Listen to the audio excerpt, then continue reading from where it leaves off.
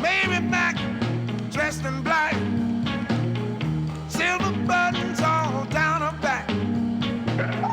Hello, tipsy toe. She broke a needle and she can't sew. Walking the dog. Guess who walking the dog?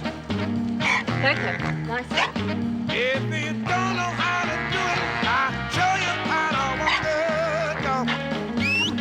Be a good Come on now, come on, come on. That's my mama for 15 cents. See the elephant jump the fence. He jumps so high, he touched the sky. Never got back till the 4th of July. Walking the dog. Just a walking the dog. They control me. I don't control them. If you don't know how to do it, I'll show you how to walk the dog. Come on now, come on, come on. Mary, Mary, quite contrary. Tell me, how does your garden grow?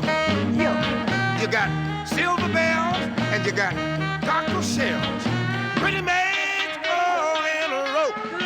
Walking the dog. Just a walking the dog. If you don't know how to do it, show you how to walk the dog. Come on now, come on, come on. Just a walk. Just a walk.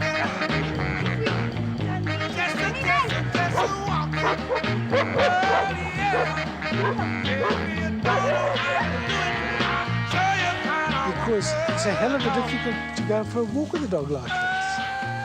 It's very unpleasant.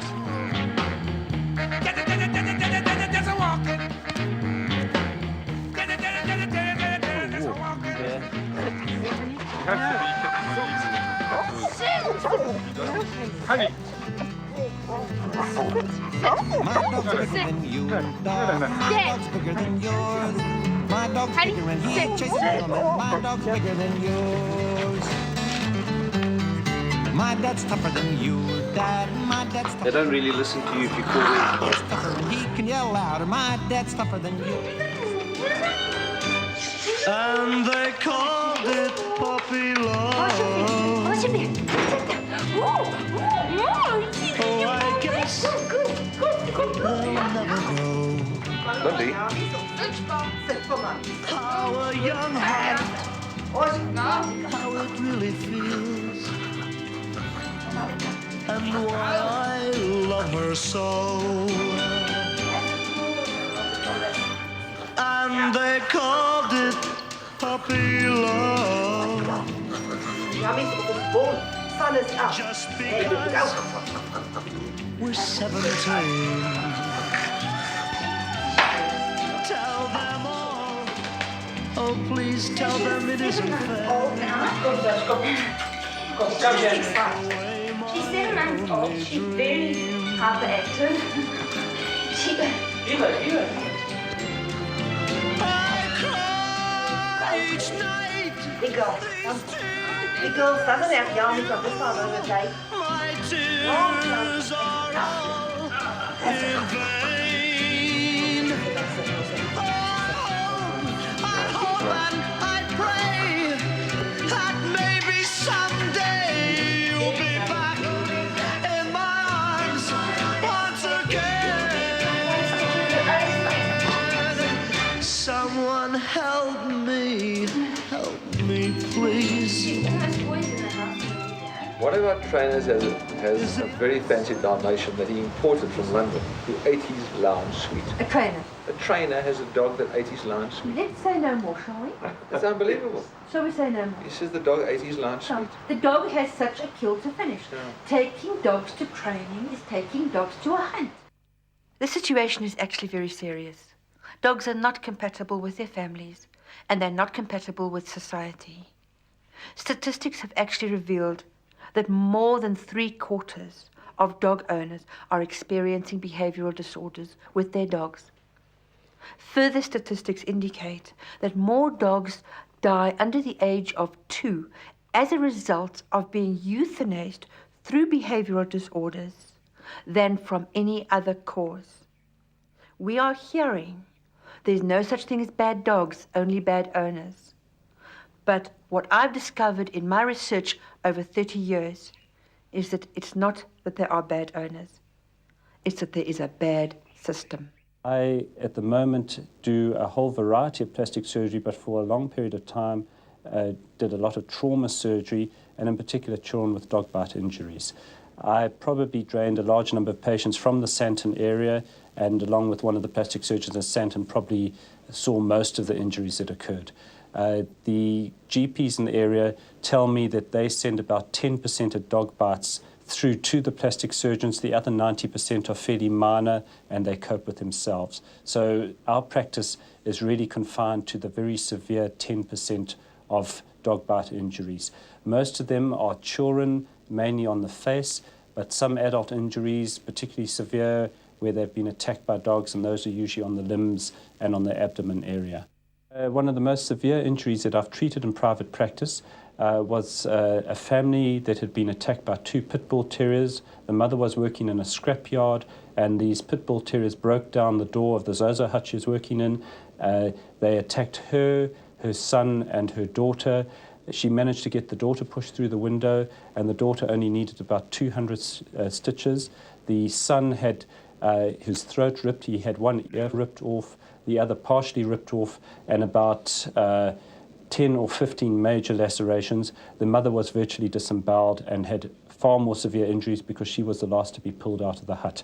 I got the services of another plastic surgeon, and between us we put in over 18 man-hours on the initial surgical experience with this family.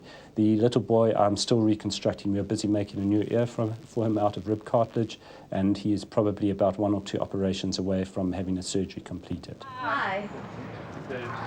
Don't worry about your dog. Okay, you're going to do the... Yeah, Other way? other way. So don't worry about your dog. Don't command her and just ignore her. Okay. And if you tell her to stop barking, if you tell her to stop jumping on me, she's going to think you're barking at me. So I didn't shout whoops and you didn't shout stop it, so she didn't bother to jump again. I also left my bag there, which is nice and smelly for her to sniffle on. Okay. All right, so let me do another entrance and see whether this time she doesn't jump at all. Don't look at her. Now what she wants is you people to command her to stop jumping, which means that you're barking at me. Can't get it right. Okay, so I just take no notice of her, and you see that time she didn't even jump up. Do you know why? Because you didn't bark at me. If you shouted at her to stop jumping up, she would have thought you were barking at me. Okay, no. Okay, now, watch, see how close off. Now when she comes to you, close off and get, okay. Come and stand over here. And what she wants you to do, what she wants to do is intimidate you. Yeah. She does, doesn't she? Yes. Very nicely. Makes you her victim. Yes. So she hunts you. She can't hunt you if you don't behave like a prey. Preys wriggle and squeal and react and stare. So if you don't look at her and you just close off, you don't react, then she can't intimidate you. You're in a hunt cycle. She jumps on you, you stare, you squeal, you wriggle, you shout at her to get down, which means you're barking at Nikki. This is one visitor that hasn't come to visit your dogs. Okay. I've come to visit you. I'm Pam. Nice to meet you. Let's just go through. Ignore your dogs. You haven't got any dogs. Come through, Lorna. Okay, you haven't got dogs. Hi, I'm Pam. Hi. Your dog don't. Okay, now what you're actually doing by holding your dog back is you're setting the dog on me. Now, what by standing behind the dog, you're actually giving the dog a tremendous amount of backup. Mm-hmm. So while you're waiting to see what the dog is going to do, so that you can tell the dog not to, the dog does it. Okay. So the dog thinks it has to jump on visitors in order to get a command. Okay. Before we start, let's pick up the valuables. It's a lot of valuables. Because does she knock things over when she comes? But no, generally doesn't come in. We're not going to come right if your dog doesn't come inside. Okay. So let's get to work on making the house temporarily dog friendly. Mm-hmm. And then afterwards, when she's well managed, you can go back to normal. All right, so let's put things right out of reach where she can't knock them over. We don't want to have to shout at her and excite her with commands if she does.